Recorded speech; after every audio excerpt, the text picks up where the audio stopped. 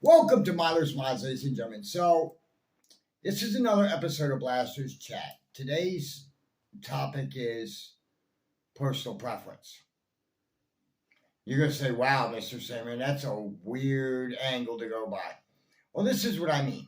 Okay, there's basically three different types of materials to make a blaster out of 3D printing, like this one. This is a bullpup Talon Claw done by Rick Vega.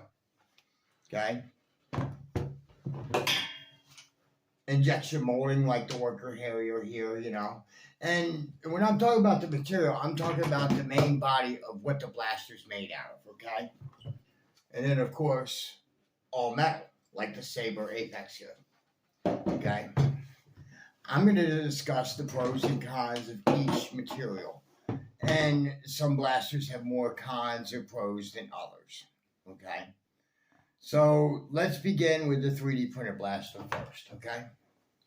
3D printed blasters are great, okay, for a couple reasons, okay? One, you can get them done in a wide variety of colors. I've seen every color imaginable of a 3D printed blaster. There's hundreds of different designs out there, and if you have a 3D printer, you can print them yourself, okay, and save a boatload of money. I mean, a roll of filament is what, $20?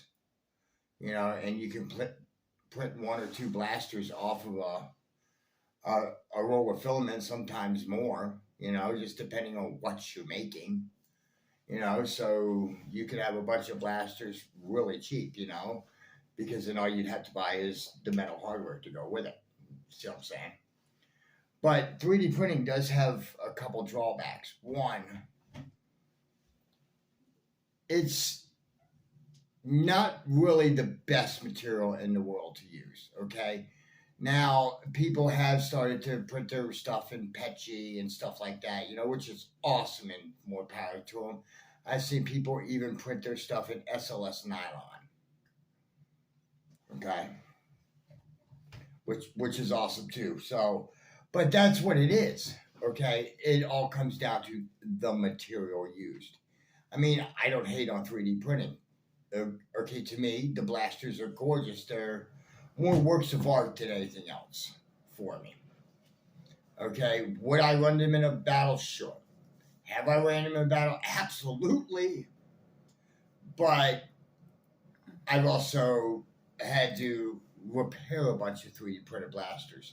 And if you don't have a printer like me, and like a bunch of other people like you, or at least some of you gentlemen, because I know not everybody has a 3D printer or has the inclination to learn how to print or wants to print. That's me, by the way. I don't feel the need to 3D print. But if you don't have a printer within you're in my boat. And my boat's very simple. Let's say I break apart to this blaster. I have to get a hold of somebody who has the files for this blaster. And I had to say to him, hey, I need a part for this blaster. How much is it? And they'll say, $10 plus shipping. Okay, and it could be whatever, it could be a $5 part, it could be a $10 part, but you see where I'm going with this. Plus shipping. So every time a part breaks, I'm getting a replacement part. You see what I'm saying? So it basically becomes a giant money pit for me, for lack of better terminology, So blasters like this, they'll be relegated to hanging on the wall or something like that, That's it, And people say, yeah, well, you can run your 3D printed blasters a lot of places. Sure can. There's also places in the world that you can't. I'm going to give you a couple examples. First of all, do you know that in Arizona in the summertime it gets so hot, plastic trash cans will actually melt to the sidewalk? That's rather interesting, isn't it? Imagine what will happen to a 3D printed blaster if it's left out in the sun too long. It won't really become a puddle of goo, although I have seen that, and that's really awesome too.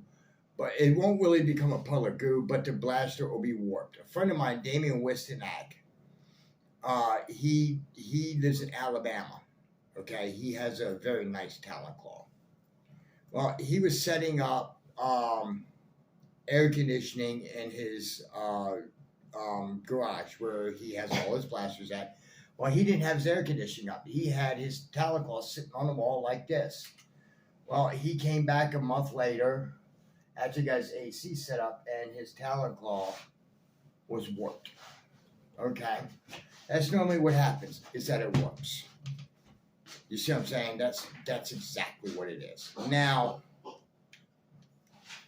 let's move on to injection molded blasters. Okay, now injection molded blasters are one step up from 3D printing. You know, the reason being is it's usually made out of a better quality plastic. You see what I'm saying? You know, like this guy here. This is the Worker Harrier. A bunch of people in the community have these. These are awesome blasters. You know, with metal parts, and they're even better. But you know, that's just it. You know, the shell quality is a far better, far superior to anything 3D printed. I don't care what it's made out of. I don't care if it's made out of PLA Plus or PETG or whatever. Injection molding is always going to be a better quality.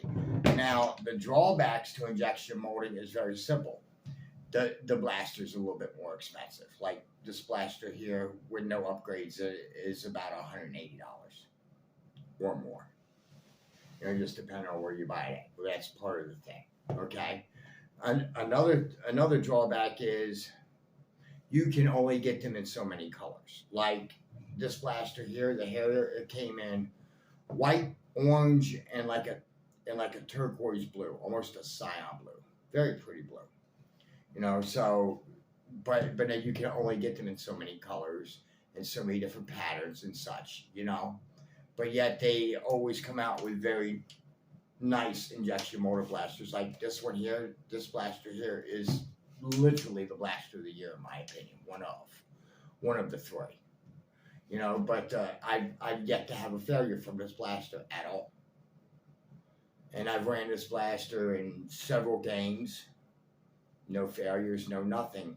Now on my 3D printed blaster, like my Caliburn, after I ran the first 200-300 rounds through it, it wouldn't catch. The reason being is on a Caliburn or a talent claw, there's a lip around the plunger head which catches to the sear. Well, when that wears out, it doesn't catch anymore. So I literally wore the plunger head out after about 200 or 300 shots.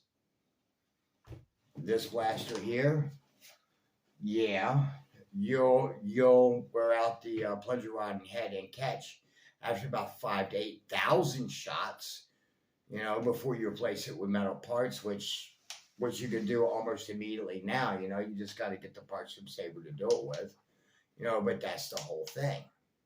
You see what I'm saying? Is that it's a natural interaction that it's just the quality of the material that means everything to you. You see what I'm saying? And if you want to play with the absolute best blasters out there, you either want to go to like injection molded or something like this next guy here. This is Sabre Apex. This is an all metal construct from Singapore, but that's how the Singaporeans get down. You know, this is a blaster that is good in all weather conditions, all climates. It's not going to warp. It's not going to melt. It's not going to bend. The only thing that you're going to have to do with it is occasionally lube it and change out the spring. Wow. You know, and usually a blaster like this, because they're made out of all metal, they're designed to take more abuse, you know, than a 3D printed blaster or even an injection molded blaster. Like now, I wouldn't sit there and throw this blaster off of a bridge or anything like that, you know, and I definitely wouldn't drop it out of a moving vehicle. That has happened to these blasters. Peter Parker in Australia left the hatch to his car open as he was driving home, and his M20 Sabre fell out at about 30 miles an hour. Bounced down the road, and he stopped after realized what a dummy he was. picked it up, grabbed it, shoved the mag into it, primed it back, and it still functioned perfectly. He didn't bend the barrel or nothing. What's that tell you? It's definitely a superior product. Now, I guarantee if you did that to something like this, you would be scooping up pieces. Or even if you did something like this, you'd be scooping up pieces. This one might have a little bit better chance than that one. See what I'm saying? But it all comes down to materials and personal preferences. And you guys are going to say, well, 3D printing is cheaper than injection molding and all metal. And all metal blasters anywhere between $400 to $1,000 or more. It just depends on how much money you have and how much you want to spend. You see what I'm saying? That again is personal preference.